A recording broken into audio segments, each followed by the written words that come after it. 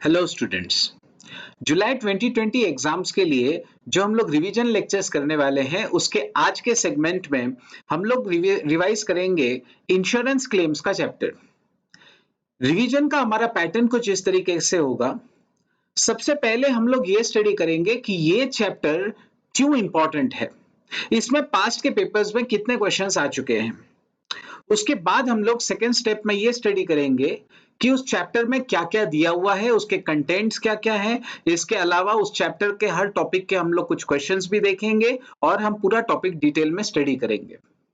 Third step में हम लोग ये देखेंगे कि इस टॉपिक के ऊपर रिसेंट में क्या अमेंडमेंट्स किए गए हैं और फोर्थ टॉपिक में हम लोग आरटीपीज में दिए हुए क्वेश्चंस भी करेंगे। तो बेसिकली ये फुल फ्लेज आपका जो सिलेबस है वो इसमें कवर हो जाएगा। आपको ये भी पता चल जाएगा कि चैप्टर क्यों इंपॉर्टेंट है, उसके सारे टॉपिक्स भी हो जाएंगे।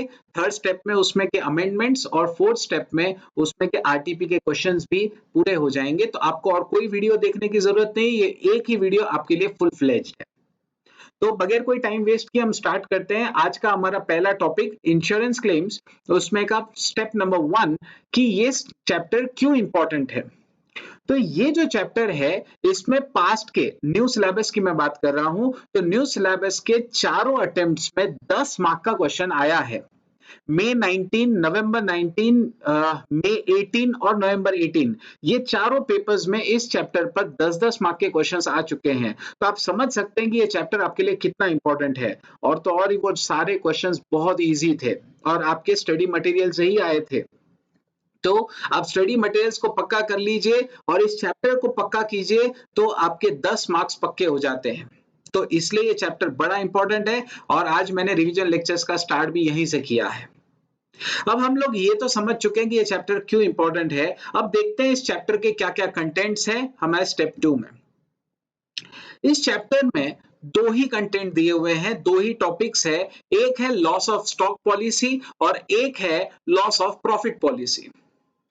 लॉस ऑफ स्टॉक पॉलिसी में जो स्टॉक जल चुका होगा उसका हम लोग क्लेम करते हैं और उसका अमाउंट कैलकुलेट करते हैं कि वो स्टॉक कितने का नुकसान हुआ है, हमारा इंश्योरेंस क्लेम कितने रुपए का होना चाहिए। लॉस ऑफ प्रॉफिट पॉलिसी के अंदर हम लोग इस चैप्टर में देखेंगे कि फायर लगने से जब हमारा काम बहुत टाइम डिस्टर्ब हो जाता है तो उसमें जो प्रॉफिट्स हम कमाने वाले थे जो हम नहीं कमा पाए उसका इंश्योरेंस क्लेम किया जाता है।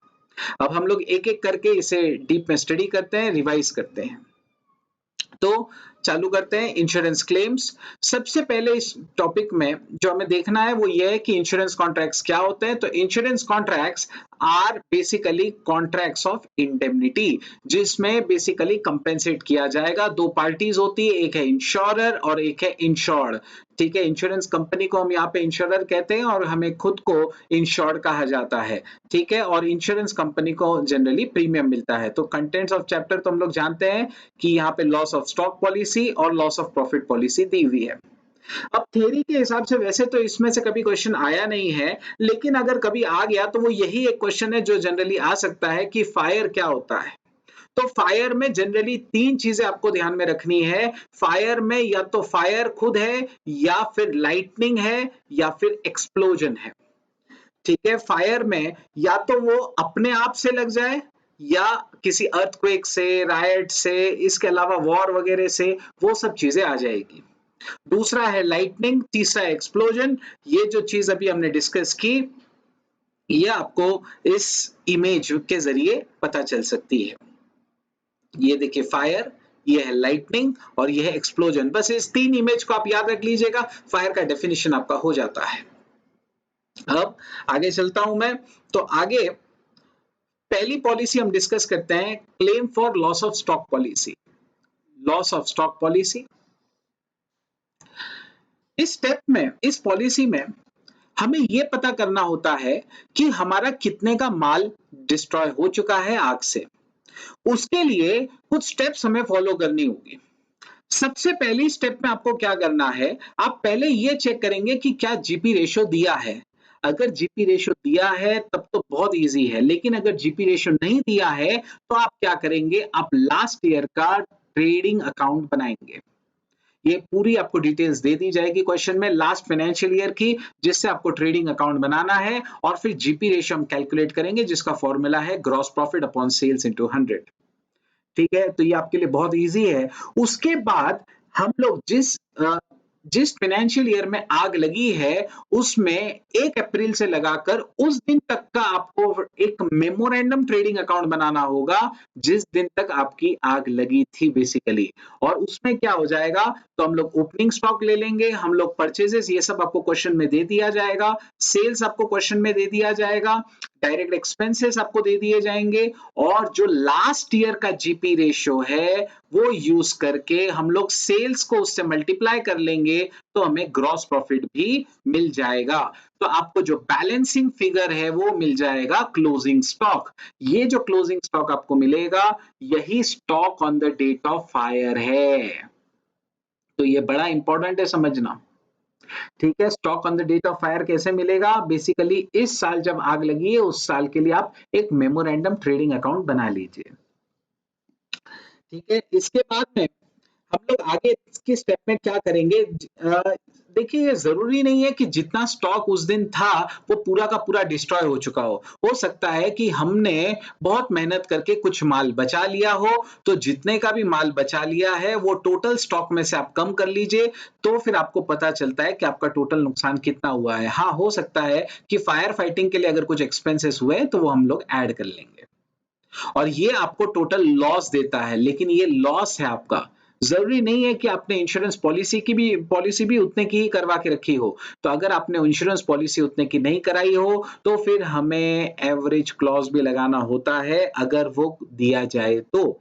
ठीक है, बेसिकली अगर आपकी पॉलिसी अमाउंट ज्यादा की है, ठीक है, stock on the date of fire, हमें इंश्योरेंस कितने अमाउंट का निकालना चाहिए ये बड़ा इंपॉर्टेंट है। इंश्योरेंस सिर्फ लॉस जितना नहीं निकालना है हमें, इंश्योरेंस हमें ये वाले अमाउंट का निकालना होता है, ये बात ध्यान में रखिए। Stock on the date of fire, basically this is our insurable amount. Okay, this is our insurable amount. इतने अमाउंट का हमें इंश्योरेंस निकालना चाहिए। ठीक है, अब अगर उतने का हमने इंश्योरेंस नहीं निकाला है, अगर उससे ज्यादा का निकाल लिया है तब तो ओवर इंश्योरेंस से आपको पूरा लॉस का क्लेम मिल जाएगा, लेकिन अगर उससे कम का हमने इंश्योरेंस निकाला है तो फिर आपको देखना होगा क्या एवरेज क्लॉज एप्लीकेबल है या नहीं है। अगर एवरेज क्लॉज एप्लीकेबल नहीं है तो पूरा पैसा आपको मिल जाएगा, अगर एवरेज क्लॉज एप्लीकेबल है तो फिर आपको प्रपोर्शनेट करना पड़ता है। प्रपोर्शनेट कैसे किया जाता है उसका बड़ा सिंपल सा फॉर्मूला है और वो है insurance claim is equal to net loss by fire into policy amount upon stock on the date of fire. तो मैं वापस से एक बार आपको याद दिला दूं मैंने आपको क्या क्या कहा। आप सबसे पहले क्या करेंगे, लास्ट ईयर का ट्रेडिंग अकाउंट बनाएंगे। लास्ट ईयर का ट्रेडिंग अकाउंट बनाकर आपको जीपी रेशियो मिल जाएगा। एक बार जीपी रेशियो हमें मिल जाता है उसके बाद हम लोग क्या करेंगे, तो उसके बाद में हम लोग करंट ईयर का ट्रेडिंग अकाउंट बनाएंगे up to the date of fire और उसमें up to date of fire निकालने के बाद जीपी रेशियो निकाला जाएगा, जीपी रेशियो रैदर लगाया जाएगा सेल्स पे और जीपी निकालने के बाद हम लोग stock on the date of fire निकालेंगे एज अ बैलेंसिंग फिगर। ठीक है, तो ये बड़ा इंपॉर्टेंट है। और एक बार आपको stock on the date of fire मिल गया फिर आप स्टॉक सैल्वेज जो है वो आप लेस कर लीजिए, फायर फाइटिंग एक्सपेंसेस ऐड कर लीजिए तो आपको टोटल नुकसान मिल जाता है। लेकिन ये टोटल नुकसान आपको क्लेम में मिलेगा इस बात की कोई गारंटी नहीं है। हम लोग क्या करेंगे, हम लोग इसमें चेक करेंगे क्या एवरेज क्लॉज एप्लीकेबल है या नहीं। ठीक है, अगर एवरेज क्लॉज एप्लीकेबल है तो फिर आपको वो प्रोपोर्शनेट करके मिल जाएगा। ठीक है, अब ये एवरेज क्लॉज क्यों दिया जाता है, तो ये भी एक याद रखने जैसा पॉइंट है कि एवरेज क्लॉज इसलिए दिया जाता है टू डिस्करेज अंडर इंश्योरेंस, ताकि आप इंश्योरेंस कम का ना निकाले, पूरे स्टॉक का इंश्योरेंस निकाले, इसलिए एवरेज क्लॉज लिया जाता है। और दूसरा पॉइंट याद रखने जैसा है कि stock on the date of fire को इंश्योरेबल अमाउंट भी कहते हैं।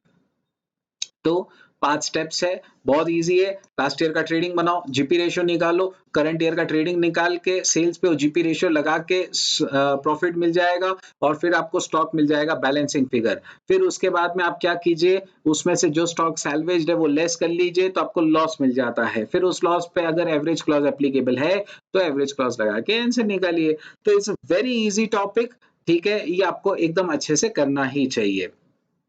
अब हम लोग ये डिस्कस कर रहे हैं, तो मैं चाहूँगा कि आपके साथ एक एग्ज़ाम्पल मैं सॉल्व कर लूँ, ताकि आपको भी क्या है ये चीज़ पक्की हो जाए, ठीक है?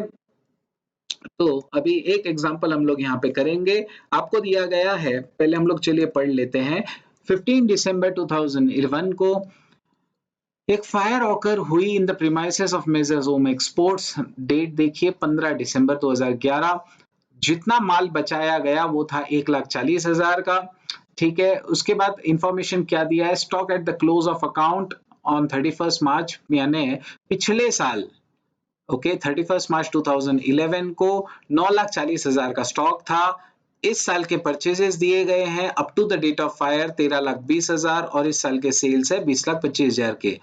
पिछले साल का एवरेज ग्रॉस प्रॉफिट दे दिया गया है 20% ऑफ सेल्स और फिर स्टॉक कितने का इंश्योरेंस है वो भी आपको दे दिया गया है, वो है 4 लाख का। तो हम लोग फटाफट से इसका सॉल्विंग कर लेंगे, ठीक है? अब इसका सॉल्विंग कैसे कर सकते हैं वो जरा यहाँ पर देखते हैं हम लोग।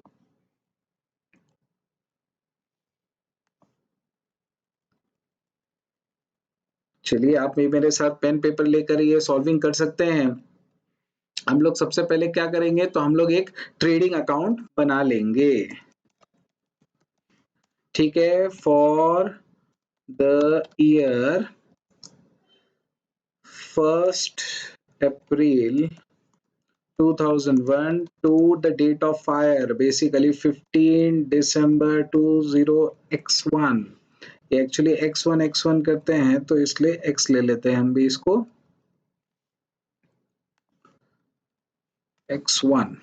इसे वैसे तो सही नाम कौन सा दिया जाता है, मेमोरेंडम ट्रेडिंग अकाउंट से भी अच्छा है memorandum trading account. Okay, memorandum trading account आप इसे नाम दे दीजिए। अब इसके बाद इसमें 4 कॉलम्स हमें लगेंगे, पर्टिकुलर्स,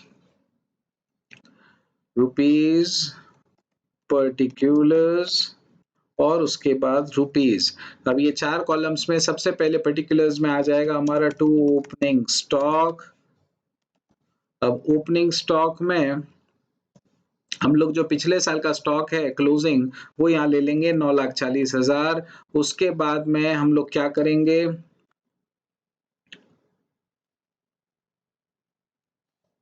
उसके बाद हम लोग क्या करें, टू परचेजेस। इस साल के परचेजेस कितने के हैं, इस साल के परचेजेस है 13,20,000 के, ठीक है? उसके बाद आपको क्या लेना है यहाँ पर, बाय सेल्स।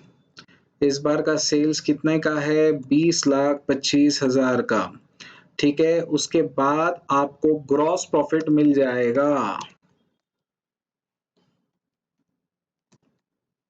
ग्रॉस प्रॉफिट कैसे निकाला जाएगा, gross profit it is 20% of sales. आपको दिया हुआ है ये क्वेश्चन में 20% ऑफ सेल्स। अब 20% ऑफ सेल्स, सेल्स आपको दिया हुआ है 20,25,000, तो आप फटाफट से इसका 20% निकाल लीजिए।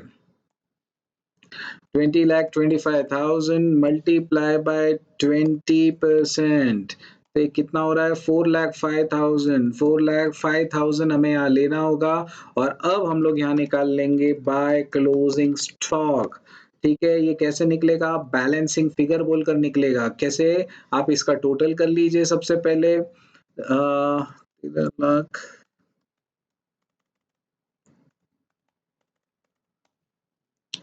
ये टोटल आ रही है 26,65,000 की। उसमें से आप क्या करेंगे, 20,25,000 लेस कर लीजिए तो आपको क्लोजिंग स्टॉक मिल जाता है 6,40,000, ठीक है? ये closing stock is the stock on the date of fire, ठीक है? अच्छा, ये 6,40,000 का स्टॉक है, लेकिन क्या हमें इतना पूरा क्लेम मिल जाएगा क्या? तो इसका जवाब है नहीं, अब हमें इसका क्लेम नहीं मिलेगा। ठीक है। क्यों इसका पूरा क्लेम क्यों नहीं मिलेगा हमको? इसका एकदम सिंपल सा रीज़न है कि हमने स्टॉक सैल्वेज भी किया हुआ है, ओके? हमने कितने का स्टॉक सैल्वेज किया है? तो वो है 1,40,000 का, यानी इतने का माल हमने बचा लिया, तो फिर लॉस बाय फायर कितना हुआ? लॉस बाय फायर हुआ 6,40,000 minus 1,40,000, basically only 5 lakh rupees. इतने का ही हमारा नुकसान हुआ, बाकी का हमारा नुकसान नहीं हुआ। अब प्रॉब्लम ये है, क्या ये पूरे का अपने को पैसा मिल जाएगा क्या? तो इसका आंसर है नहीं, ये पूरे का क्लेम इसलिए नहीं मिलेगा क्योंकि हमारी इंश्योरेंस पॉलिसी सिर्फ 4 लाख रुपए की थी। तो एवरेज क्लॉज़ जो है वो यहाँ पर एप्लीकेबल होगा। ठीक है? एवरेज क्लॉज़ एप्लीकेबल होने के कारण net claim as per average clause कितना हो जाएगा? हमें प्रोपोर्शनेट करना होता है। प्रोपोर्शनेट कैसे किया जाता है? सबसे पहले तो आप क्या कीजिए, जो आपका लॉस बाय फायर है, वो ले लीजिए। इसको मल्टीप्लाई करना है हमें। किससे इसको मल्टीप्लाई करेंगे? तो हम लोग इसको मल्टीप्लाई करते हैं 4 लाख, जो हमारा पॉलिसी अमाउंट है, और इसको डिवाइड किया जाता है कितने से? जितने का स्टॉक हमारे पास था on the date of fire, जो है 6,40,000। मैं अमाउंट्स आपको बता रहा हूँ। हमने लॉस ले लिया, हमने स्टॉक से डिवाइड किया है और हमने पॉलिसी का अमाउंट ले लिया है। ठीक है? तो ये करके जो भी आंसर आएगा वो आपको यहाँ पे लेना है। वो है 3,12,500। ठीक है? ये आपको इसका सॉल्यूशन मिल जाएगा। मैं एक बार वेरीफाई करके दे देता हूँ। 5 lakh multiply by 4, 40 divide by 64 करके भी हमें आंसर मिल जाएगा। ठीक है? तो 3,12,500 ये इसका सॉल्यूशन था। मैं वापस स्टेप रिपीट कर रहा हूँ। हमने पहले मेमोरेंडम ट्रेडिंग अकाउंट बना लिया क्योंकि पिछले साल का जीपी रेशियो दिया हुआ था। अगर वो नहीं दिया जाता था तो हम उसके पिछले साल का ट्रेडिंग अकाउंट बना लेते थे और जीपी रेशियो निकाल लेते थे using the formula GP ratio gross profit upon sales into 100। ठीक है? फिर हमने इस बार का मेमोरेंडम ट्रेडिंग अकाउंट बनाया, उसमें वो जीपी रेशियो सेल्स पे लगाया और उससे हमें क्या मिल गया? तो हमें इस साल का जीपी मिल गया और उसको बैलेंस करके, ट्रेडिंग अकाउंट को बैलेंस करके हमें ये पता चल गया कि what was the stock on the date of fire. ठीक है? फिर ये तो हमारा टोटल स्टॉक हुआ, ये पूरा नुकसान हुआ इसकी कोई जरूरी नहीं है। तो जितने का माल इसमें से बच गया है वो हमने कम कर लिया, तो हमें टोटल नुकसान मिल गया जो इस क्वेश्चन में 5 लाख का आया था। उसके बाद ये पूरे 5 लाख का क्लेम हमें इसलिए नहीं मिलेगा क्योंकि हमने अंडर इंश्योरेंस करा के रखा था। 6,40,000 का इंश्योरेंस कराना चाहिए था क्योंकि उतने का स्टॉक था अपने पास, लेकिन अपन ने सिर्फ 5 लाख का ही इंश्योरेंस करवाया है। रादर सॉरी, सिर्फ 4 लाख का ही इंश्योरेंस करवाया है। तो इंश्योरेंस कंपनी भी पूरा पैसा आपको नहीं देगी, वो एवरेज क्लॉज लगाती है। ये जो एवरेज क्लॉज लगाया जाएगा, इसके हिसाब से हमारा फॉर्मूला, हमारा आंसर आता है 3,12,500। तो आप देख सकते हैं ये बहुत ही इजी क्वेश्चंस है। ठीक है? अब हम लोग बात करते हैं इसमें कुछ स्पेशल पॉइंट्स टू रिमेंबर की। ये तो जो क्वेश्चन अभी हमने डिस्कस किया वो बहुत ही बेसिक सा क्वेश्चन था। ऑब्वियस बात है, आपको एग्जाम में इतना बेसिक क्वेश्चन तो नहीं आने वाला। ठीक है? एग्जाम में आपको थोड़ा-सा डिफिकल्टी आएगा, कुछ एडजस्टमेंट्स आएगी, तो मैंने वो सारी एडजस्टमेंट्स यहाँ पे कवर कर ली है। चेक करते हैं कैसे। सबसे पहली एडजस्टमेंट जो आपको ध्यान में रखनी है वो ये है, अभी हम लोग इसको थोड़ा ज़ूम कर सकते हैं।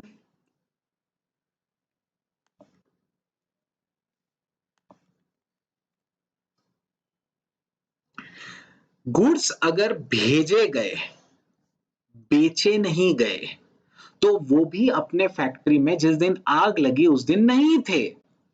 तो ऐसे स्टॉक को आपको हटा देना होगा। एग्जाम्पल के केस में अगर मान लीजिए कुछ स्टॉक मालिक अपने ड्राइंग्स में लेकर चले गए या कुछ स्टॉक हमने कंसाइनमेंट पर भेज दिए, तो ऐसे स्टॉक को आप या तो ट्रेडिंग में क्रेडिट साइड पे डाल दीजिए, जैसे अभी हमने ये क्वेश्चन किया, तो उसमें या तो हम लोग इसको क्रेडिट साइड में लिखें या आप परचेजेस से लेस कर लीजिए। ठीक है? इस तरीके से हम लोग इसको हैंडल करेंगे। अब इसमें कौन-कौन सा स्टॉक हो सकता है? कंसाइनमेंट पे गया हो, जॉब वर्क पे गया हो, पार्टनर ने विथड्रॉ किया हो या फ्री सैंपल्स के तौर पे बांटा गया हो। ऐसा हर तरीके का स्टॉक जो बेसिकली ऐसा हर तरीके का स्टॉक जो बेसिकली मालिक ने भेजा है कहीं पर, बेचा नहीं है, तो वो भी जिस दिन आग लगी उस दिन अपने पास नहीं था, तो वो स्टॉक भी जला नहीं होगा। उस स्टॉक को आप अलग से ट्रेडिंग अकाउंट में क्रेडिट कर लीजिएगा। तो इस तरीके से उसको हैंडल करेंगे। अब जैसे मैंने एक एग्जांपल यहाँ दिया है जिसमें उन एडजस्टमेंट्स को हाइलाइट किया है जो हमारे ऊपर के टॉपिक में देखी हमने। जैसे cost of goods distributed as free samples for advertising up to the date of fire, ये 41,000। ये जो एडजस्टमेंट आपको दी गई है, ये एडजस्टमेंट हम लोग ट्रेडिंग में क्रेडिट कर देंगे या परचेजेस से लेस करेंगे। सिमिलरली आप देखिए नेक्स्ट वाली, cost of goods withdrawn bye trader for personal use, तो ये 2000 का जो पर्सनल यूज से लेके गया या परचेसेस से लेस कर लेंगे। तो ये बड़ी सिंपल एडजस्टमेंट होती है जो हम लोग इजिली सॉल्व कर सकते हैं। अब इसके अलावा और क्या एडजस्टमेंट्स होती है? Capital expenditures should not form part of items appearing in trading, यानी अगर कोई खर्चा कैपिटल नेचर का है, कैपिटल एक्सपेंडिचर है, तो उसे अगर साथ में भी दिया है तो आप अलग कर लीजिए। इसका एग्जांपल मान लीजिए अगर वेजेस मशीनरी इंस्टॉलेशन के लिए है, तो फिर वो ऑब्वियस बात है हमारे वेजेस में नहीं आना चाहिए, वो अपने वेजेस से कम कर लीजिए। इसी तरीके से मटेरियल्स अगर कंस्ट्रक्शन के लिए यूज हो रहा है लेस कर लीजिए, प्लांट्स अगर परचेज किया जा रहा है लेस कर लीजिए। तो इस तरीके की एडजस्टमेंट जो है वो सॉल्व करनी पड़ती है। अभी इसके रिलेटेड भी मैंने यहाँ पे क्वेश्चन लिया है, ठीक है, और वो क्वेश्चन क्या है जरा देखते हैं।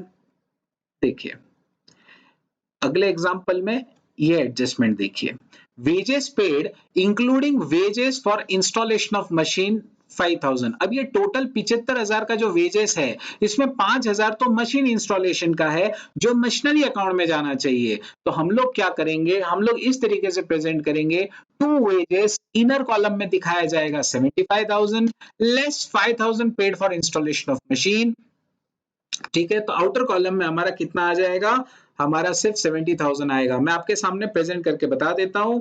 टू वेजेस हम लोग दिखाएंगे, इनर कॉलम में दिखाया जाएगा 75,000, ठीक है। उसके बाद में less paid for installation of machine 5,000, यहाँ लेस होकर हमें 70,000 ही बाहर के कॉलम में लेना होगा। तो इस तरीके से हम उसको प्रेजेंट करके दिखा सकते हैं। तो इट्स वेरी इजी। ओके, अगला टॉपिक है, अगली एडजस्टमेंट जो आपको फोकस करनी चाहिए वो कुछ इस तरीके से है, under over valuation of stocks, यानी अगर स्टॉक्स आपको वैल्यू दिया हुआ है वो कॉस्ट ना हो, वो कॉस्ट से ज्यादा या कम हो, तो हमें उसे कॉस्ट पर लाना होता है। ये हमारा तीसरा एडजस्टमेंट है। जैसे इस क्वेश्चन में, इस एग्जांपल में एडजस्टमेंट है, stock at the beginning was calculated at 10% less than cost, cost से 10% लेस है वो स्टॉक एट बिगिनिंग। अच्छा, स्टॉक एट बिगिनिंग कितना दिया हुआ है, 29,700, और ये कॉस्ट से 10% लेस है। तो basically this is only, you can say this 29,700, it represents only 90% of cost। तो फिर कॉस्ट कितनी हो जाएगी, cost is equal to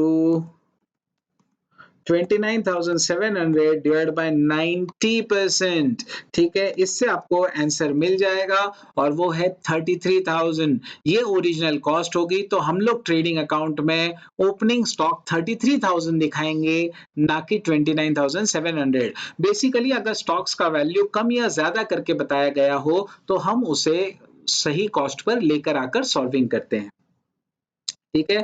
तो ये था हमारा अगला एडजस्टमेंट। अभी नेक्स्ट एडजस्टमेंट की तरफ चलते हैं।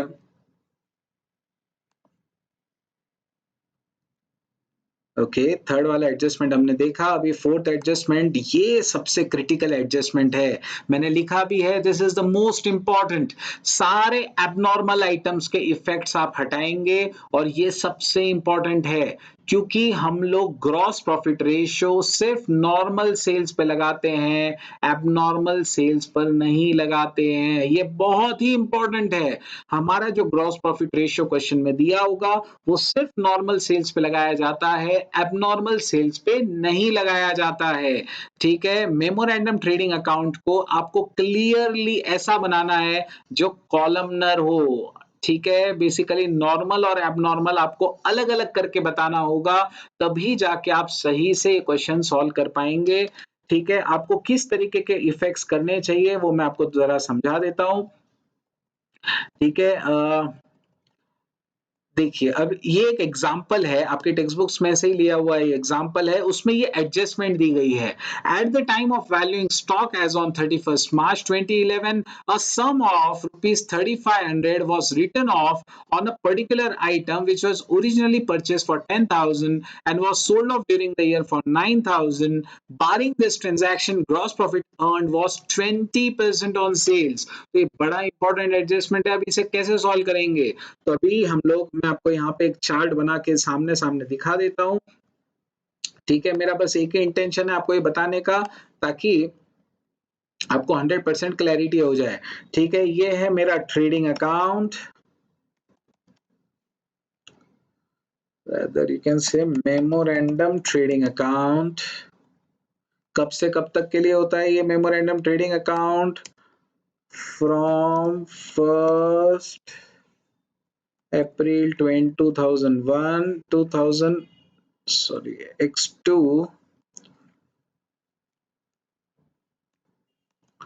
to up to the date of fire. Basically date of fire क्या है? तो date of fire ascertain the value of stock as on 31st March 2002 ही बोला हुआ है ना, तो आपको बेसिकली उसी दिन का स्टॉक निकालना है, rather X1 to 31st March 2002. Particulars, normal items, abnormal. उसी तरीके से particulars, normal and abnormal items. देखिए, अभी सबसे पहले हम लोग लेते हैं टू ओपनिंग स्टॉक। अब ओपनिंग स्टॉक हमारा दिया हुआ है 28,500, उसके बाद परचेजेस, फिर मैन्युफैक्चरिंग एक्सपेंसेस वगैरह ये सब चीजें हम लोग यहाँ पे लेंगे। लेकिन आपको बोला गया है कि एडजस्टमेंट में कि जब 31st मार्च का स्टॉक गिन रहे थे तो 3500 राइट ऑफ किया गया था, जो ओरिजिनली 10,000 पे परचेज किया हुआ था। तो ये बहुत इंपॉर्टेंट है। 3500 राइट ऑफ किया गया था 10,000 पे। ठीक है? तो 3500 अगर 10,000 से राइट ऑफ हुआ तो बेसिकली उसका वैल्यूएशन हो गया होगा ओनली 6,000 रुपीज, सॉरी 6,500 रुपीज। तो जैसे हमारा टोटल स्टॉक 28,500 है, तो एबनॉर्मल स्टॉक उसमें से एबनॉर्मल स्टॉक कैसे निकाला वो मैं यहाँ पे लिख के दे रहा हूँ आपको। 10,000 माइनस 3500, ठीक है? इस तरीके से हमने वो निकाला है, वो हो गया 6,500। ओके, ये 6,500 ओपनिंग में इंक्लूडेड था। तो फिर नॉर्मल कैसे निकलेगा बैलेंस? तो नॉर्मल होगा 28,500 में से आप ये 6,500 लेस कर लीजिए, तो आपको इसका आंसर जो है वो मिल जाएगा, और वो है 22,000 रुपीज। तो बेसिकली अपना टोटल स्टॉक कैसा हो रहा है? नॉर्मल का हो रहा है 22,000 और एबनॉर्मल का हो रहा है 6,500। इस तरीके से हमें उसे स्प्लिट कर देना चाहिए। ठीक है? उसी तरीके से उसने आगे क्या कहा है? तो आगे कहा है कि वो sold off during the year for 9,000 rupees. तो आपके वो सेल्स में भी तो इंक्लूडेड है। Try to understand this. Okay, आपके वो सेल्स में भी इंक्लूडेड है। बाय सेल्स में एबनॉर्मल आइटम का हमने सेल्स किया है 9,000 का। अच्छा, हमारा टोटल सेल्स कितना दिया हुआ है? हमारा टोटल सेल्स दिया गया है 2,49,000, जिसमें से 9,000 तो एबनॉर्मल का सेल है। तो फिर हमारा सेल्स कितना हो गया? हमारा 2,40,000 का नॉर्मल गुड्स का सेल हो गया। ये इस तरीके से हमें स्प्लिट करना होता है। और इसी एडजस्टमेंट का तीसरा इफेक्ट कहाँ होगा? तो उसने बोला है कि बारिंग दिस ट्रांजैक्शन, जो ग्रॉस प्रॉफिट हमने अर्न किया है वो 20% ऑफ सेल्स है। तो बेसिकली जो हम यहाँ पे कर रहे हैं ठीक है, अब यहाँ पर जो किया जा रहा है इसमें एक सेकंड, जब यहाँ पे समझिए ग्रॉस प्रॉफिट आएगा तो हम लोग कैसे करेंगे? एबनॉर्मल का तो बहुत अच्छे 9,000 में से सीधा 6.5 आप लेस कर लीजिए तो आपको मिल जाएगा 2500 रुपए। ठीक है, ये आप सीधा-सीधा क्या कर रहे हैं, तो ये सेल्स एबनॉर्मल के और परचेजेस एबनॉर्मल के कम करके 2,500 इसका मिल गया। अब बात करते हैं कि इसका ग्रॉस प्रॉफिट कैसे मिलेगा, तो आप सीधा-सीधा क्या कीजिए, ये 2,40,000 ले लीजिए और उसके ऊपर जो परसेंटेज क्वेश्चन में दिया हुआ है 2,40,000 मल्टीप्लाई बाय 20%, ठीक है, वो आप कर लीजिए तो ये आपको 48,000 मिल जाता है। फिर आप इस अकाउंट का बैलेंसिंग करके आपको यहाँ पर क्लोजिंग स्टॉक मिल जाएगा। ठीक है, by stock on the date of fire. ठीक है, ये क्वेश्चन मैंने पूरा सॉल्व नहीं किया है, अभी भी यहाँ परचेजेस आएगा, अभी भी यहाँ पे मैन्युफैक्चरिंग एक्सपेंसेस आएंगे, सेलिंग, एडमिनिस्ट्रेशन, फाइनेंशियल, ये सब ट्रेडिंग में नहीं आता है तो वो सब हम लोग यहाँ पे नहीं लेने वाले। ठीक है, लेकिन बाकी की चीजें आप लेके इस तरीके से कर सकते हैं। ये सबसे इंपॉर्टेंट एडजस्टमेंट में से है। मैं वापस रिपीट करता हूँ हमने इसे कैसे सॉल्व किया। आपको कहा गया था कि पिछले साल का जब स्टॉक वैल्यू किया गया तो उसमें 3500 राइट ऑफ किया गया है, तो हमने क्या किया, जो ओपनिंग स्टॉक लिया यहाँ पे टोटल 28,500, उसको स्प्लिट कर दिया कि इसमें नॉर्मल कितना है, एबनॉर्मल कितना है। फिर उसको इस साल बेचा गया है तो हमने इसमें से भी उसको, सेल्स में से भी उसे एक्सक्लूड कर दिया। फिर उसके बाद जो जीपी निकाला जाता है, जो 20% दिया था, वो सिर्फ नॉर्मल गुड्स पे लगाया जाता है, एबनॉर्मल का अलग से निकाला जाता है। इस तरीके से हम लोग इस एडजस्टमेंट को सॉल्व करते हैं। तो ये सब था हमारा claim for loss of stock policy, ये बहुत इंपॉर्टेंट है। लॉस ऑफ स्टॉक पॉलिसी हमारा यहाँ पे कंप्लीट हो जाता है। हमने क्या-क्या देखा, हमने लॉस ऑफ स्टॉक पॉलिसी में पहले तो स्टेप स्टडी किए कि लास्ट ईयर का ट्रेडिंग बनाओ, जीपी रेशियो निकालो, उसके मेमोरेंडम ट्रेडिंग अकाउंट निकालो करंट ईयर का, उसके बाद उस पे वो जीपी रेशियो निकाल के लगा के जीपी निकाल लो और फिर स्टॉक ढूंढ लो एज अ बैलेंसिंग फिगर। उसमें से जितना माल हमने बचा लिया, स्टॉक सैल्वेज किया, वो कम कर लो, फिर उस पे एवरेज क्लॉज लगा के क्लेम निकाल लो आप। तो ये उसकी स्टेप्स थी। फिर हमने उसके रिलेवेंट कुछ एडजस्टमेंट्स भी स्टडी की और वो एडजस्टमेंट्स क्या-क्या थी, हम लोग देखते हैं। पहली एडजस्टमेंट हमने पढ़ी कि अगर माल जो है वो भेजा गया है तो आप उसे लेस कर लीजिए, वो ट्रेडिंग में नहीं होना चाहिए। उसके बाद अगर कुछ कैपिटल खर्चे इंक्लूड कर लिए गए तो उसे आप हटा दीजिए, ठीक है, क्योंकि वो वाले भी ट्रेडिंग का पार्ट नहीं होने चाहिए।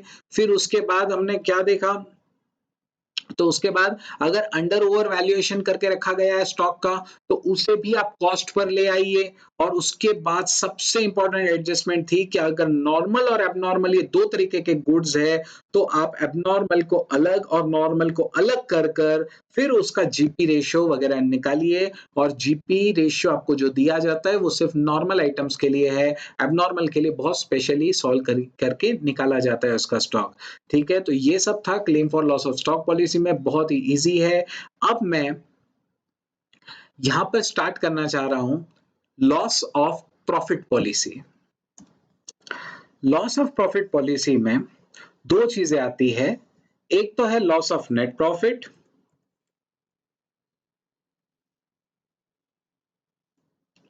और दूसरा है any increased cost of working, यानी अगर आपको कोई जैसे आग लगने के कारण कहीं पे अगर नई प्रीमाइसेस लेके काम करना पड़ा तो उसका जो खर्चा होता है वो। वैसे मैं आपको समझा दूं ये लॉस ऑफ प्रॉफिट पॉलिसी क्या होती है।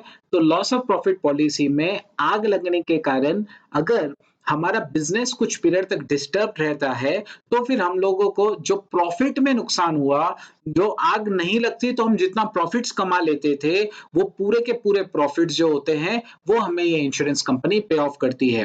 अब ये मैं बहुत इंपॉर्टेंट चीज यहाँ पे टच कर रहा हूँ कि हमारी इंश्योरेंस कंपनी हमें प्रॉफिट्स पूरे वापस करेगी, लेकिन एक चीज समझने की कोशिश करो कि इंश्योरेंस कंपनी अगर जैसे हमें नेट प्रॉफिट वापस करती है तो अगर उससे हम लोग सैलरीज वगैरह पे ऑफ करेंगे तो फिर ऑब्वियस बात है अपना प्रॉफिट और कम हो जाएगा। तो इंश्योरेंस कंपनीज नेट प्रॉफिट नहीं बल्कि ग्रॉस प्रॉफिट हमें इंश्योर करके देती है।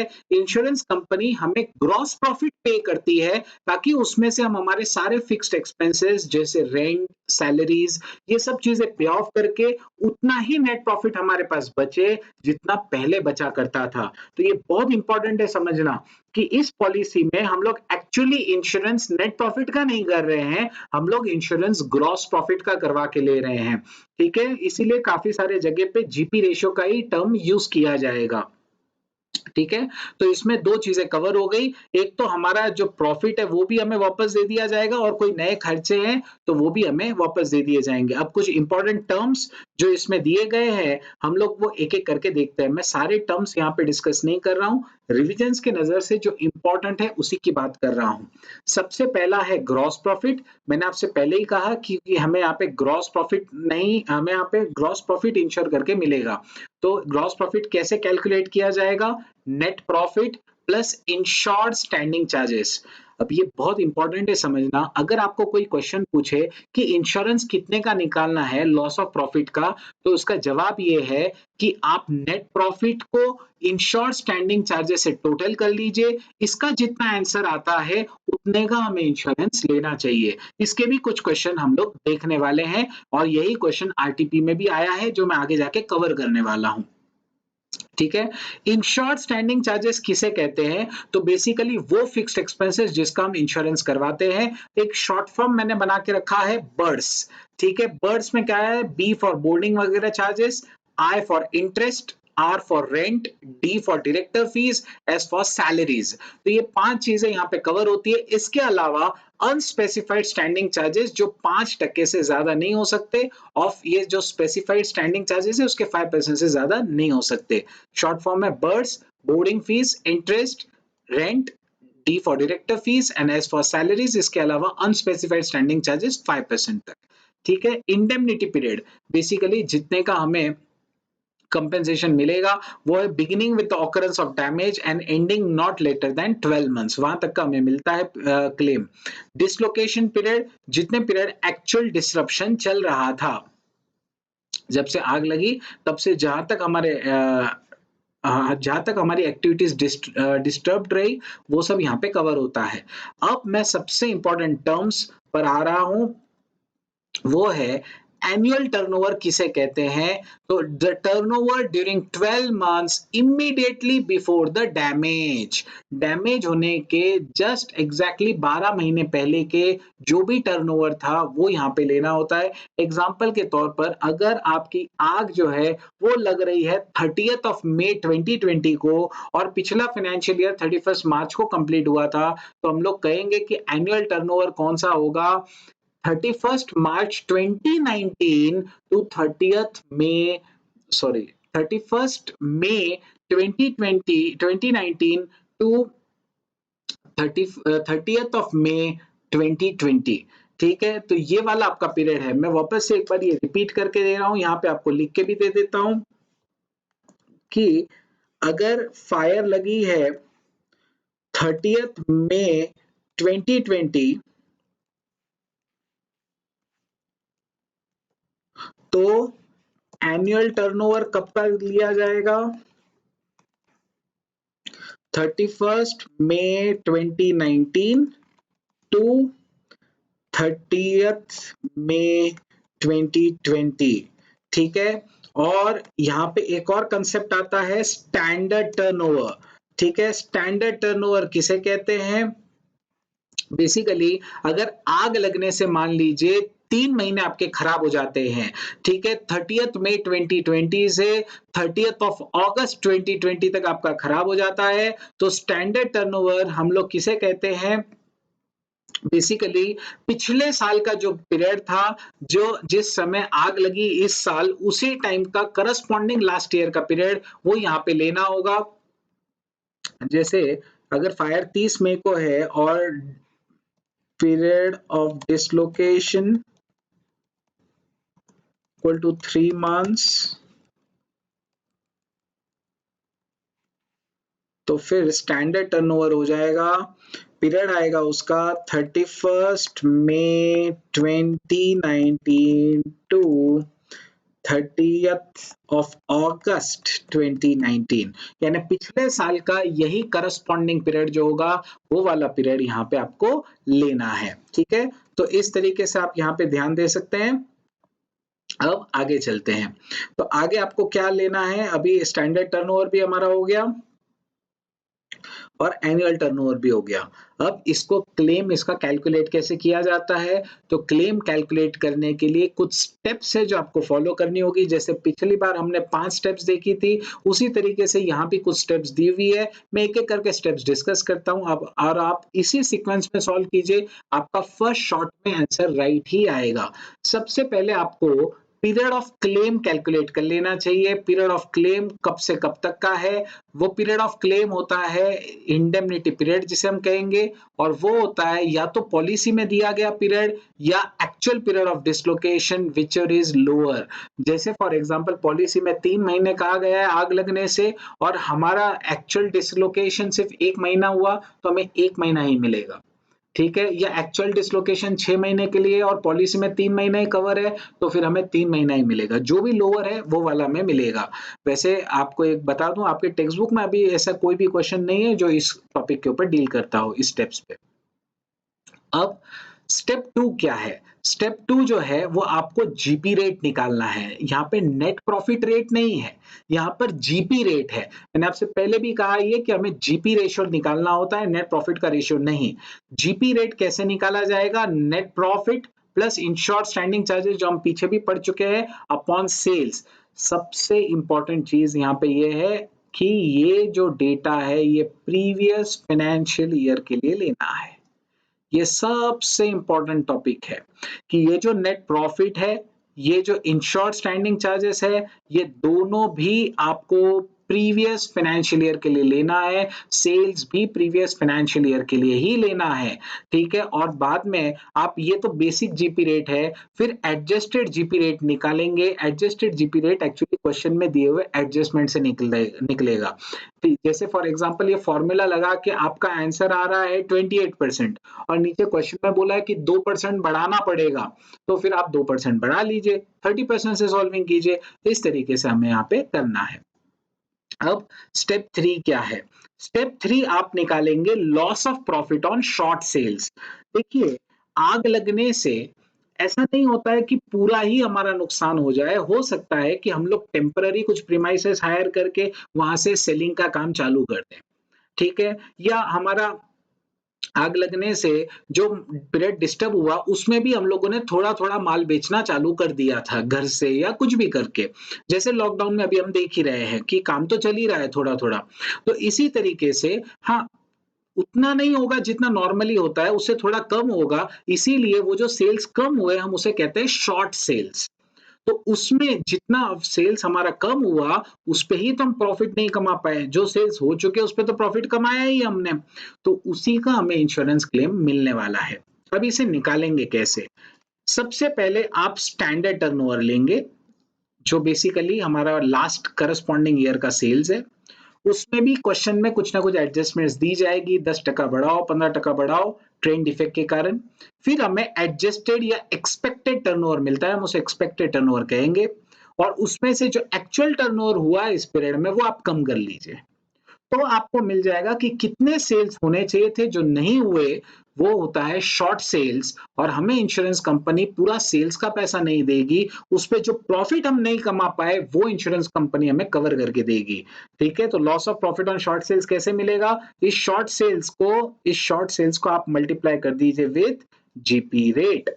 तो फिर short sales as compared above into adjusted GP rate करके हमें ये आंसर मिल जाएगा।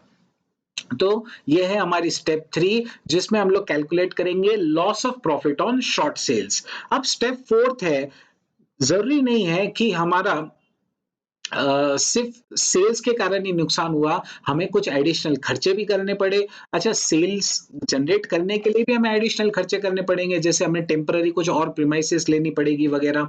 तो इसके लिए कुछ अलावेबल एडिशनल एक्सपेंसेस होते हैं जो हम लोग स्टेप 4 में कैलकुलेट करते हैं। स्टेप 4 को मैंने 2 पार्ट्स में बांटा है, 4A और 4B। 4A में हम लोग एक कैलकुलेशन करेंगे GP on adjusted annual turnover, इसे इंश्योरेबल अमाउंट भी कहते हैं। बेसिकली इतने का ही इंश्योरेंस निकालना चाहिए। Gross profit on adjusted annual turnover. अब ये क्या है? एनुअल टर्नओवर हमने थोड़ी देर पहले ही देखा, आग लगने से 12 महीने पहले का पीरियड। उसमें आप ट्रेंड एड लेस कर लीजिए तो आपको एडजस्टेड एनुअल टर्नओवर मिल जाएगा। फिर इस एडजस्टेड एनुअल टर्नओवर को जीपी रेट से मल्टीप्लाई कर लीजिए तो हमें मिल जाएगा जीपी ऑन एएटी।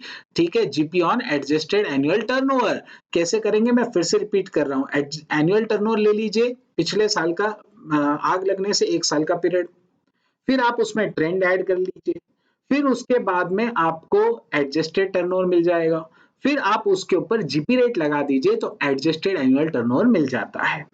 और ये मिल जाने के बाद आप स्टेप 4B सॉल्व करेंगे जिसमें हम अलावेबल एडिशनल एक्सपेंसेस निकालेंगे और वो होते हैं least of the following, least of the three.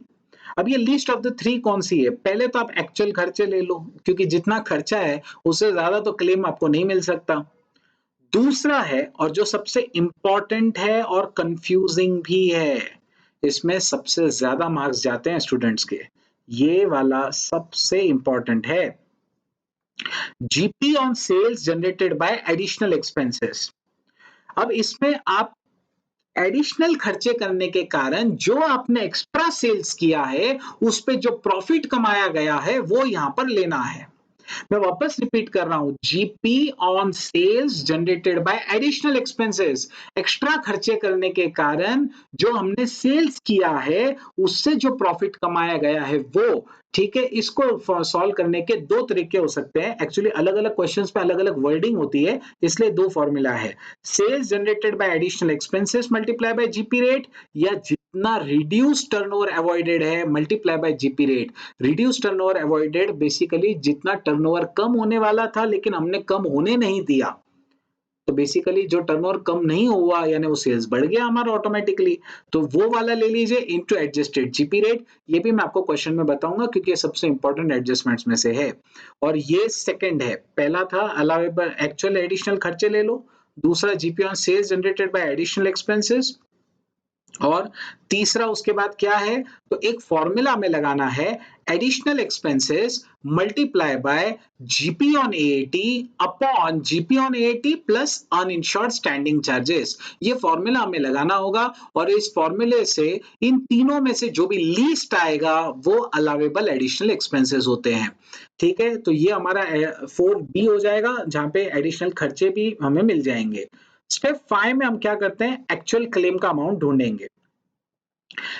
Claim amount before application of average clause, यानी एवरेज क्लॉज लगाने के पहले। हमने लॉस ऑफ स्टॉक पॉलिसी में देखा ही है वैसे कि एवरेज क्लॉज जब लगाया जाता है तो हमने अंडर इंश्योरेंस करा के रखा होगा, कम इंश्योरेंस कराया है तो एवरेज क्लॉज लगाना पड़ेगा।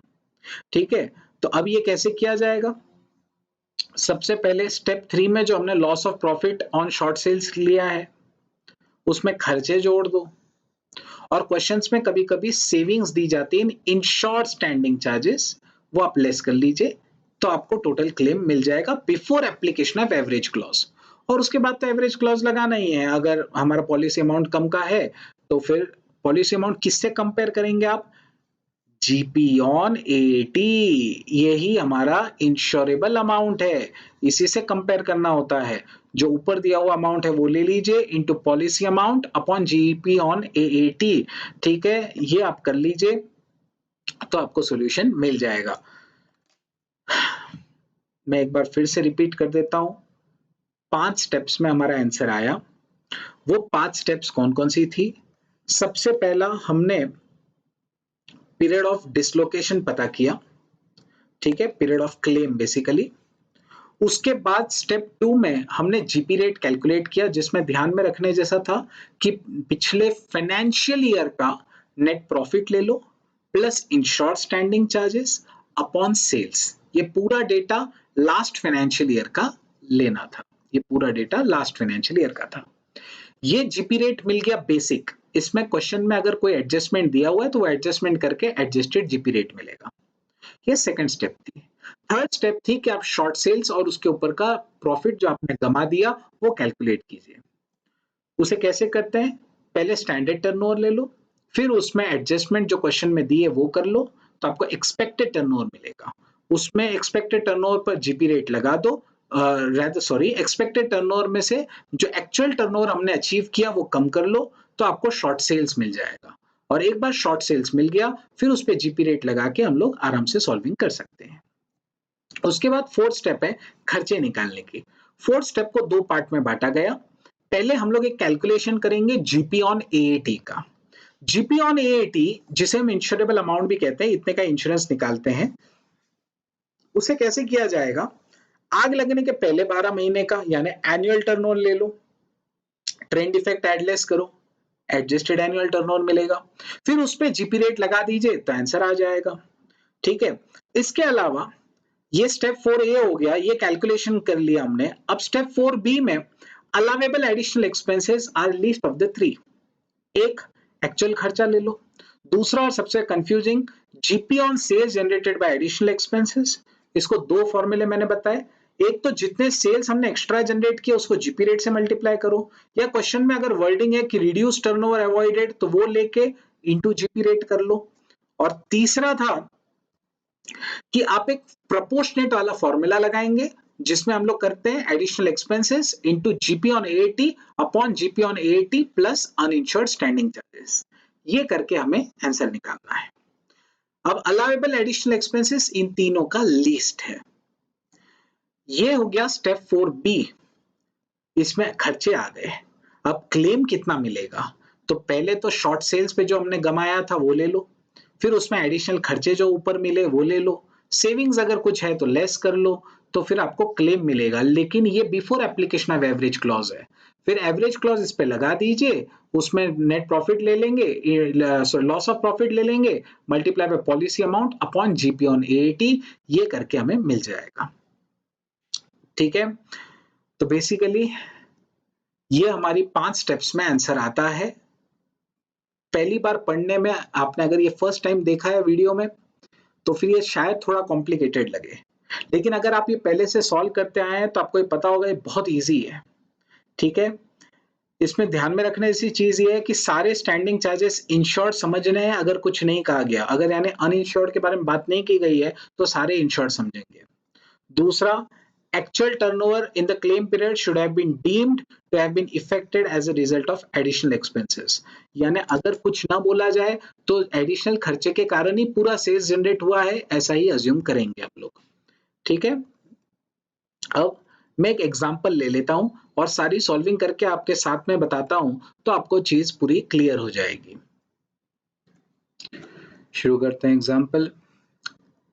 Fire occurred on 1st Feb 2012 in the premises of Pioneer Limited. A retail store and business was partially disorganized up to 30th of June। ये डेट्स बहुत इंपॉर्टेंट है, ध्यान में रखिए। 1 फेब से आग लगी है और business disorganised up to 30th June. Company ने इंश्योरेंस करवा के रखा है, loss of profit policy with 6 months period. 1,25,000 is the amount. You have to compute the amount of claim under the loss of profit policy. Actual turnover from 1st Feb to 30th June, turnover from 1st Feb to 30th June 2011, and this is 2012.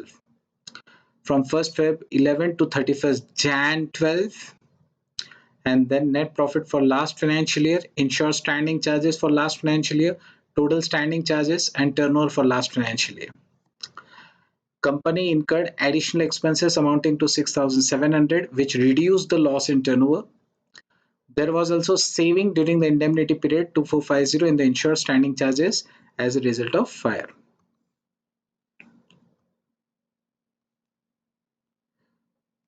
There had been considerable increase in trade since the date of last annual accounts, and it has been agreed that an adjustment of 15% be made in respect of upward trend in turnover। यानी आपको adjustment क्या करना है? 15% का adjustment करना है। ठीक है, तो ये यहाँ पे ध्यान में रखने जैसा है। अभी इसको सॉल्व कैसे करना है तो वो मैं आपके सामने साथ में करते जाता हूँ, फटाफट करता हूँ, तो आप जो है वो फटाफट मेरे साथ में कर सकते हैं, देख सकते हैं। अगर कुछ क्वेरीज आती है तो आप बिल्कुल मुझे व्हाट्सएप कर सकते हैं या इसमें कमेंट बॉक्स में भी डाल सकते हैं। ठीक है, अभी मैं थोड़ा सा इसे मिनिमाइज करके यहाँ पे सॉल्व करना स्टार्ट करता हूँ। हमारी स्टेप 1 है पीरियड ऑफ क्लेम। तो पीरियड ऑफ क्लेम में हम लोग दो चीजें देखते हैं, एक तो जो पॉलिसी का पीरियड है या डिसलोकेशन का पीरियड है, विचर इज लोअर। तो पॉलिसी का पीरियड आप देख सकते हैं 6 महीना दिया हुआ है थर्ड लाइन में, ठीक है। पॉलिसी का पीरियड जो है वो है 6 मंथ्स और आग लगी है 1 फेब से, तो 1 फेब से 30 जून ये कितना हो रहा है, 5 महीना हो रहा है और पॉलिसी 6 महीने की, तो दोनों में से जो भी कम है वही हमें मिलने वाला है, तो वो हो जाएगा 5 months from 1st Feb two 30th जून 2012, ठीक है। अब बात करता हूं मैं स्टेप 2 की। तो स्टेप 2 में हम लोग क्या करते हैं, हम लोग जीपी रेट निकालते हैं। अब जीपी रेट कैसे निकालते हैं, तो जीपी रेट में हमें एक फॉर्मूला लगाना होता है, net profit plus insured standing charges. Okay, so what is the net profit, आपको लास्ट ईयर का नेट प्रॉफिट कितना दिया हुआ, net profit of the last financial year is 70,000, तो वो आपको लेना है, वो आपको लेना है यहाँ 70,000 plus insured standing charges of last financial year जो 56,000 उसी के नीचे दिया हुआ है, अपॉन देख सकते हैं आप यहाँ पे ensure standing charges of last financial year 56,000 और अपॉन में हमें लेना होता है turnover of last financial year जो है 4,20,000 रुपए, ठीक है। तो ये हो जाएगा 4,20,000 से डिवाइड, ठीक है। तो इससे हमारा जो है वो सॉल्यूशन आ जाता है और वो आ रहा है 0.3, यानी क्या हो रहा है 30%। Okay, so 30% is basically the GP rate. Okay, ये हमारा आंसर आ गया स्टेप 2 का। अब बात करते हैं हम लोग स्टेप 3 की। अब स्टेप 3 में क्या होता है, तो स्टेप 3 में हम लोग कैलकुलेट करते हैं loss of profit, loss of profit on short sales, ठीक है। शॉर्ट सेल्स पे कितना प्रॉफिट हमने गमा दिया वो कैलकुलेट करना होता है। इसके लिए सबसे पहले चालू किया जाता है स्टैंडर्ड टर्नओवर से। अब आग हमारी कब लगी है, 1 फेब से लेके 30 जून। अभी इसमें पिछले साल का कितना है वो देख लीजिए आप यहाँ पे टर्नओवर, ठीक है। इसमें आपको अभी पिछले साल इसी पीरियड में, ओके, पिछले साल इसी पीरियड में 1 फेब से 30 जून, ओके, 1 फेब से 30 जून पिछले साल इस पीरियड में कहां पर सेल्स कितना सेल हुआ था 1 फेब से 30 जून, 2 लाख रुपए का, तो वो यहाँ पे हम लोग ले लेंगे 2 लाख, ठीक है। फिर हम लोग क्या करते हैं उसमें प्लस ट्रेंड, हमने पीछे क्वेश्चन में पढ़ा कि हमें 15% ट्रेंड लेना है, सीधे 15% ट्रेंड लेना है अपवर्ड। ओके, तो यहाँ पे ट्रेंड ऐड कर लीजिए 15%, तो वो हो जाएगा 30,000। तो टोटल कितना हो जाएगा, expected turnover is equals to 2,30,000, इसमें से लेस एक्चुअल टर्नओवर कर लीजिए। एक्चुअल टर्नओवर अगर अपन ने घटाया, एक्चुअल टर्नओवर कितना दिया हुआ है क्वेश्चन में, आप देखिए एक्चुअल टर्नओवर 1 फेब से 30 जून का है 80,000 रुपए, ठीक है। तो यहाँ पे 80,000 ले लीजिए, तो आपको मिल जाएगा short sales. Okay, short sales कितना हो जाएगा, 1.5 लाख। इतने सेल्स हम लोग कम कर पाए, ठीक है। एक बार हमें शॉर्ट सेल्स मिल गया तो फिर हम निकालते हैं loss of profit on short sales. ये कैसे निकाला जाता है, जो हमने ऊपर 1.5 लाख कैलकुलेट किया मल्टीप्लाई बाय जो जीपी रेट है हमारा वो लेके इसका आंसर आ जाता है, दैट इज 45,000। ये हमने प्रॉफिट जो है वो नहीं कमा पाए, ये है basically loss of profit on short sales, ये हमारा स्टेप 2 है, ठीक है। अब बात करते हैं हमारी, एक बार हमारा स्टेप 2 हो गया, फिर अभी हम लोग बात करेंगे स्टेप 4 की। स्टेप 4 में हम लोग क्या करते हैं, स्टेप 4 में मैंने आपसे कहा है कि हम लोग ढूंढते हैं अलावेबल एडिशनल एक्सपेंसेस। अब अलावेबल एडिशनल एक्सपेंसेस में दो चीजें मैंने आपसे कहा था 4A आपको निकालना होगा GP on AAT allowable addition adjusted annual turnover. अब ये एडजस्टेड एनुअल टर्नओवर कैसे मिलता है? सबसे पहले आप लेंगे एनुअल टर्नओवर। एनुअल टर्नओवर कितना है? एनुअल टर्नओवर आपको पिछले बार का दिया हुआ है, आग लगने से 1 साल पहले का 4.5 लाख का टर्नओवर। ओके, तो वो आप यहाँ पे ले लीजिए 4,50,000। फिर उसमें प्लस करेंगे हम लोग ट्रेंड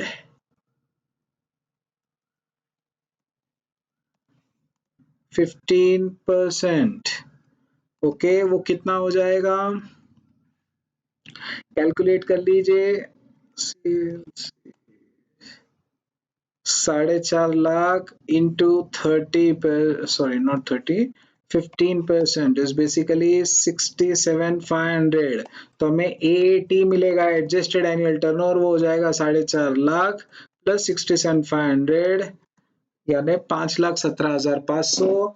तो अब इसके बाद जीपी ऑन एएटी कैसे मिलता है?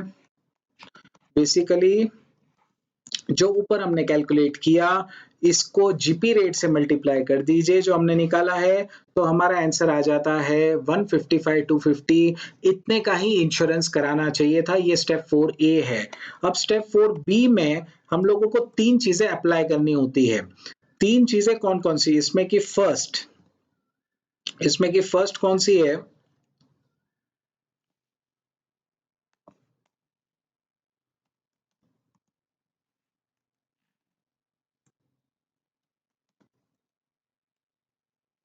फर्स्ट कौन सी है इसमें?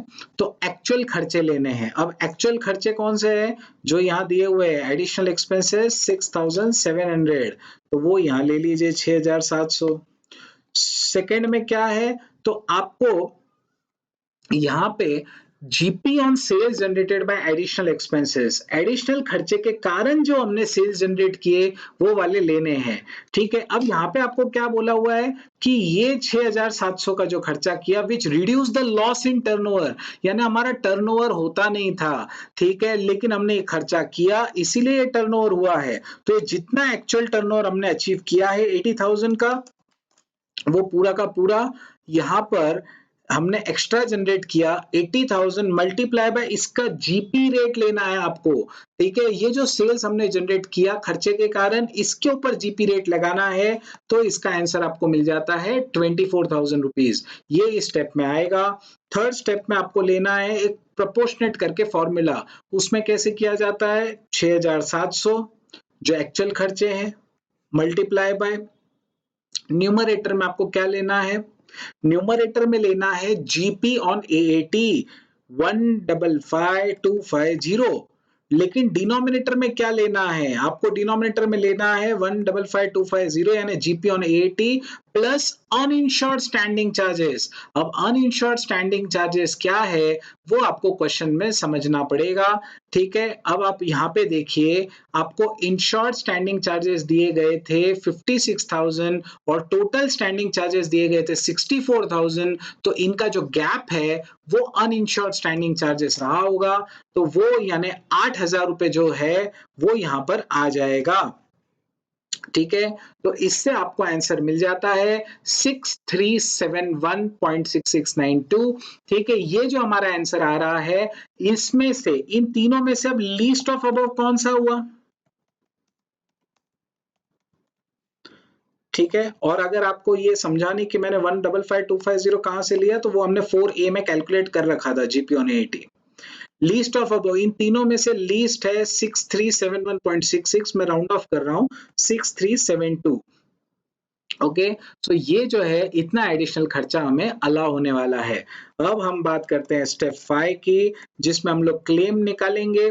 अब स्टेप 5A लगाते हैं, क्लेम बिफोर एवरेज क्लॉज। उसमें हम लोग क्या क्या लेंगे?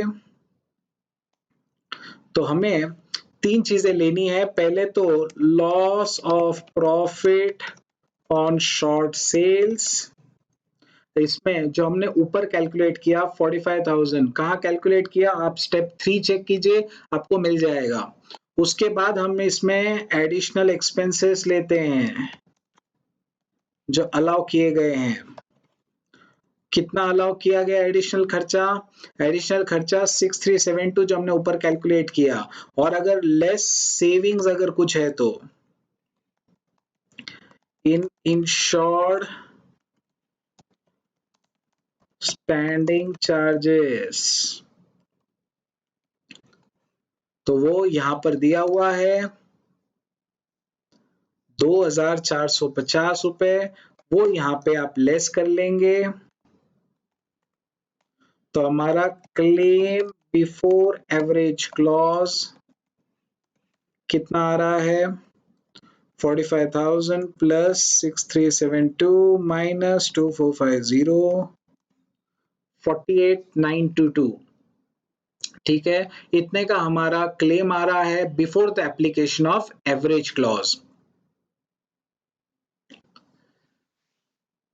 आई होप आपको पूरा समझ में आ रहा है अभी तक।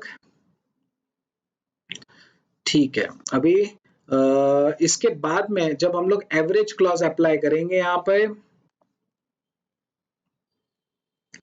5B application of average clause.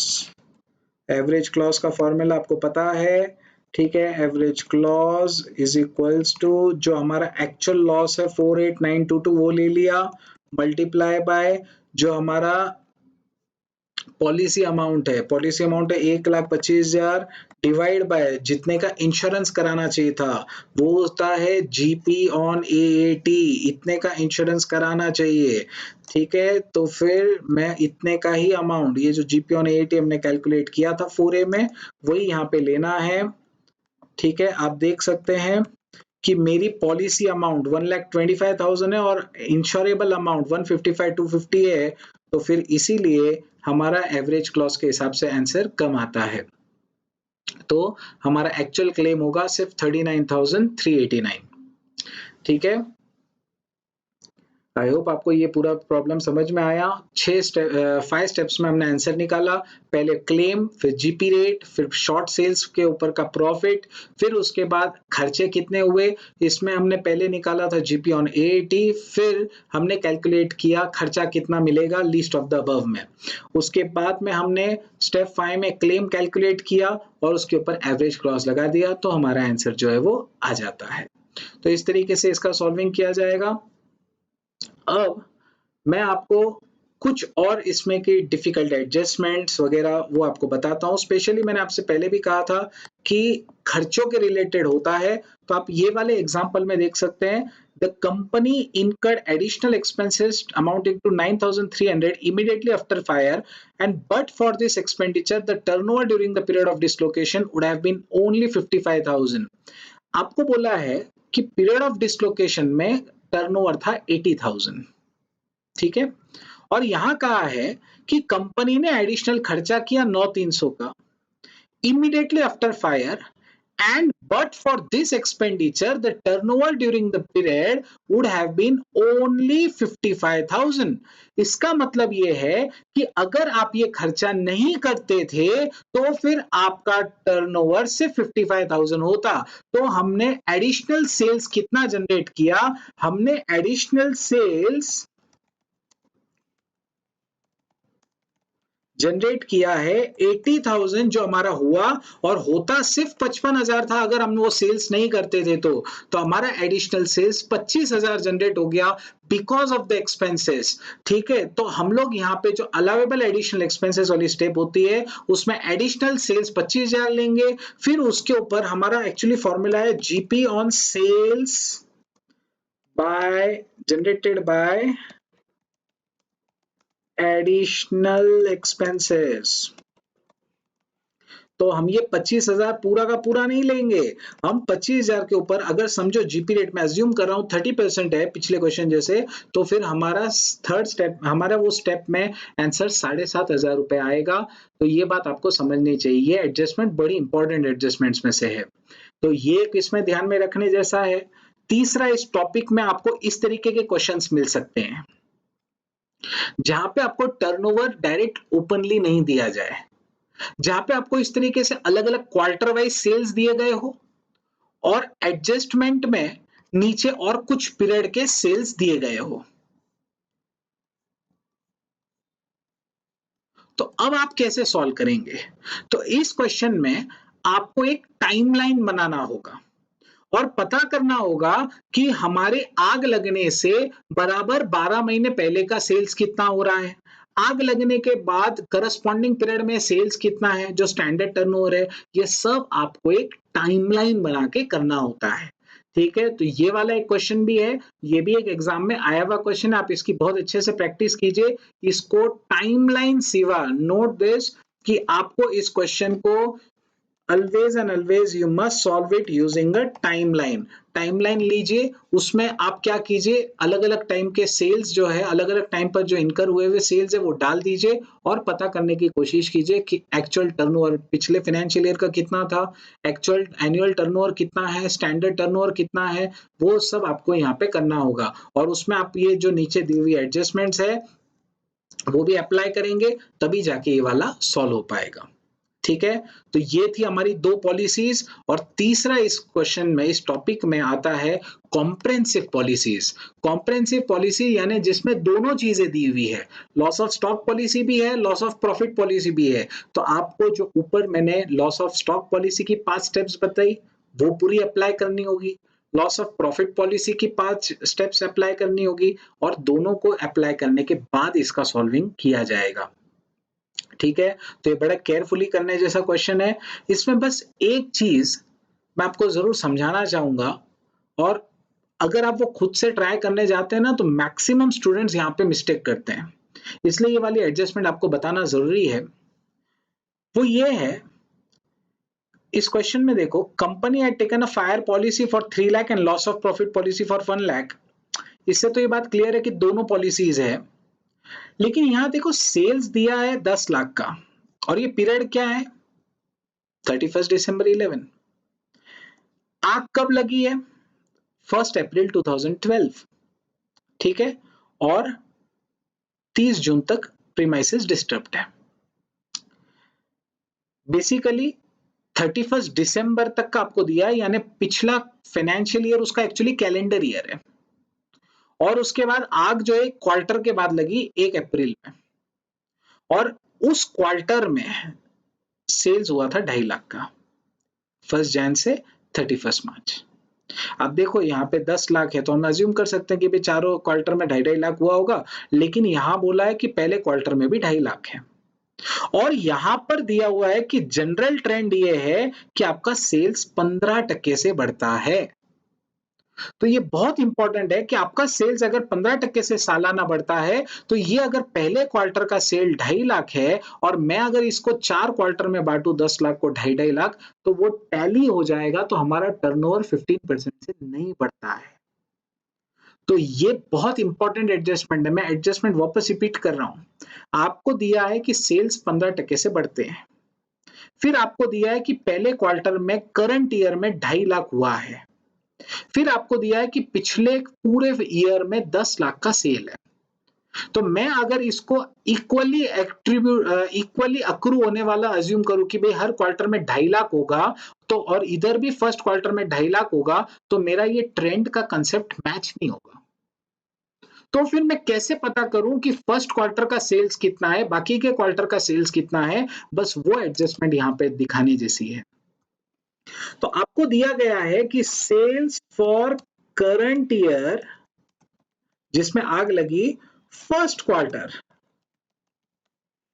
वो है 2.5 लाख। तो ऑब्वियस बात है, corresponding sales for previous year in first quarter कितना रहा होगा? ट्राई टू अंडरस्टैंड कि ये जो 2.5 लाख है ये 15% ऐड करने के बाद आया हुआ है। पहले कुछ सेल्स होते थे एक्स अमाउंट के, जिसमें 15% बढ़ गया तो वो जाके 2.5 लाख हो गया है, यानी ये 2.5 lakh is actually 115%। Of the sales of the last year, तो हम लोग निकालेंगे 2.5 लाख डिवाइड बाय 115%, तो हमें 1 मिनट में आंसर मिल जाता है कि पिछले साल उसी फर्स्ट क्वार्टर में सेल हुआ होगा 2,17,391 का, 2,17,391 का। तो हम इजीली पता कर सकते हैं कि turnover for next 3 quarters will be, जो टोटल सेल्स दिया आपको 10 लाख माइनस 2,17,391, तो ये आ जाता है हमारा 782,609। बेसिकली इतना सेल्स हमारे प्रीवियस 3 क्वार्टर्स में हुआ था, और ये इसलिए निकालना जरूरी है क्योंकि जब हम लोग एनुअल टर्नओवर ढूंढते हैं up to date of fire, तो हमें 782,609 जो पिछले 3 क्वार्टर का और करंट ईयर का 2.5 लाख ऐसा ऐड करके हमें ये टर्नओवर मिलेगा। फिर हम लोग इसमें ट्रेंड और 15% ऐड करेंगे और उसके बाद इसका सॉल्विंग होगा। ये एक बड़ी इंपॉर्टेंट एडजस्टमेंट थी, इसलिए मैंने यहाँ पे रिवीजन लेक्चर में भी उसको लिया हुआ है। अब इस पूरे चैप्टर में बस इतना ही था, ठीक है। मैंने अभी तक आपके साथ क्या क्या डिस्कस किया कि इसका पास पेपर का वेटेज क्या है, इसमें के सारे टॉपिक्स और उनके क्वेश्चंस, इंपॉर्टेंट एडजस्टमेंट, सब कुछ डिस्कस कर लिया है। अभी भी मेरे सीक्वेंस के हिसाब से इसमें की अमेंडमेंट्स अभी बाकी है, तो अमेंडमेंट्स फायर के इसमें तो कोई अमेंडमेंट हुआ ही नहीं है और इसमें होता भी नहीं क्योंकि सिर्फ सॉल्विंग के लिए है, ठीक है। तो हमारा स्टेप 4 है कि इसमें आरटीपीस का क्या, तो आरटीपी का क्वेश्चन भी मैं आपसे यहाँ पे करवा लेता हूं ताकि आप जो है उसको पूरी तरीके से कर सकें। आरटीपीज में ये है आपकी आरटीपी, इसमें आपको एक क्वेश्चन आया हुआ है insurance claim for loss of stock और लॉस ऑफ प्रॉफिट पर, 10 नंबर का क्वेश्चन है। ये आरटीपी मई 2020 एग्जाम्स के लिए है। एक बार ये क्वेश्चन पढ़ेंगे। A trader intends to loss of take loss of profit policy for 6 months, यानी वो लॉस ऑफ प्रॉफिट पॉलिसी लेना चाहता है, ठीक है, 6 महीने के लिए, ठीक है। और उसका टर्नओवर आपको दिया हुआ है कि लास्ट फाइनेंशियल ईयर में है 36 लाख रुपए से, आप देख सकते हैं यहाँ लास्ट फाइनेंशियल ईयर में 36 लाख का सेल है।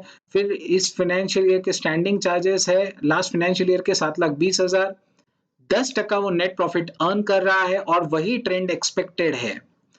टर्नओवर बढ़ने वाला है आपका 25%, और एक्स्ट्रा सेल्स जनरेट करने के लिए उसे एक्स्ट्रा खर्चे करने होंगे 50,000। ऑब्वियस बात है, ये भी हमें एडिशनल एक्सपेंसेस ऐड करने होंगे ताकि हम लोग क्या कर सके, तो हम लोग ये पता कर सके कि हमें कितने का पॉलिसी ले लेना चाहिए ताकि सब कुछ कवर हो जाए।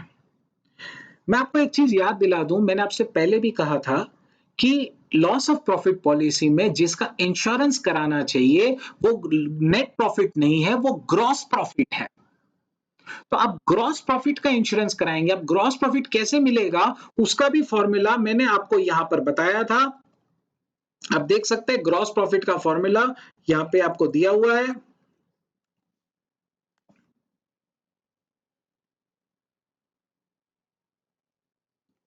See, this is the formula, net profit plus insured standing charges upon sales, ठीक है। ये है हमारा फॉर्मूला फॉर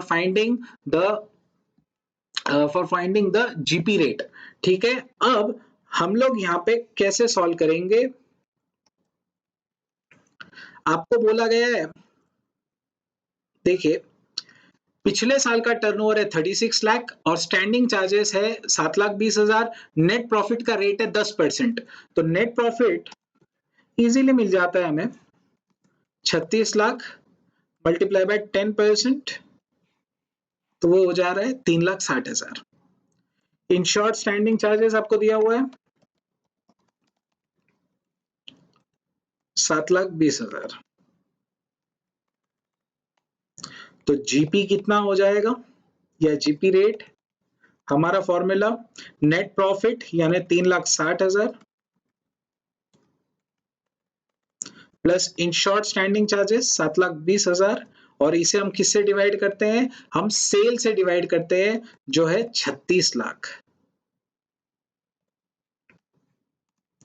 तो ये आ रहा है 0.3 यानी 30%। ठीक है, 0.3 यानी 30% का हमारा जीपी रेट है, तो हमें 30% का इंश्योरेंस कराना चाहिए। अब लेकिन आपको बोला गया है कि हमारा टर्नओवर 25% बढ़ेगा, तो एक्सपेक्टेड टर्नओवर कितना हो जाएगा फिर नेक्स्ट ईयर? क्योंकि अगर टर्नओवर बढ़ेगा तो हमें इंश्योरेंस भी बढ़ाना चाहिए। वो हो जाएगा 36 लाख प्लस 25%। अब ये कितना हो जाएगा?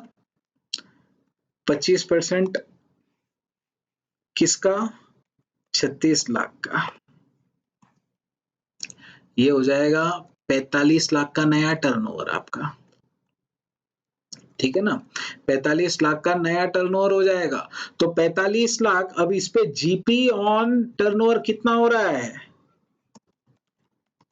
45 लाख मल्टीप्लाई बाय 30% हमारा जीपी रेट है, तो बेसिकली 13,50,000 का जीपी। लेकिन आपको बोला है कि हम जीपी के साथ कुछ एडिशनल खर्चे भी हैं, और वो एडिशनल एक्सपेंसेस है हमारे 50,000 के। तो बेसिकली हमारे को पॉलिसी कितने का लेना पड़ेगा? पॉलिसी लेना होगा 13,50,000 प्लस ये 50,000 के खर्चे इज इक्वल टू 14 लाख का हमको पॉलिसी लेना चाहिए। बस ये उसका सोल्यूशन है, ठीक है? तो बस आज के हमारे रिवीजन लेक्चर में इतना ही है। इसमें हमने सब कुछ कवर कर लिया है। इसका वेटेज कितना है ये भी मैंने आपको बताया। इसके अलावा सारे टॉपिक्स और उसके एग्जाम्पल्स, एडजस्टमेंट सब कुछ डिस्कस कर लिया हमने। उसके बाद अमेंडमेंट्स तो कुछ थे नहीं, तो आरटीपीएस के क्वेश्चंस भी हमने इसमें के सॉल्व कर लिए हैं। तो आज के हमारे रिवीजन लेक्चर में बस इतना ही है। नेक्स्ट लेक्चर, नेक्स्ट वीडियो में मैं आपको बताऊंगा एक अगले टॉपिक के बारे में। तब तक के लिए take care and all the very best for your studies. अच्छे से प्रैक्टिस कीजिए। अगर आपको कुछ भी क्वेरीज आती है तो मुझे आप जो है व्हाट्सएप भी कर सकते हैं नीचे दिए हुए नंबर पर। इसके अलावा आप कमेंट्स बॉक्स में भी आपको ये वीडियो कैसा लगा वो बता सकते हैं, या आपको कोई टॉपिक के ऊपर वीडियो चाहिए है तो वो भी आप मुझे बता दीजिए, तो मैं आपको उस वीडियो पर उस टॉपिक पर वीडियो बनाकर जो है वो भेज सकता हूँ। Thank you very much. ठीक है, सी यू अगेन।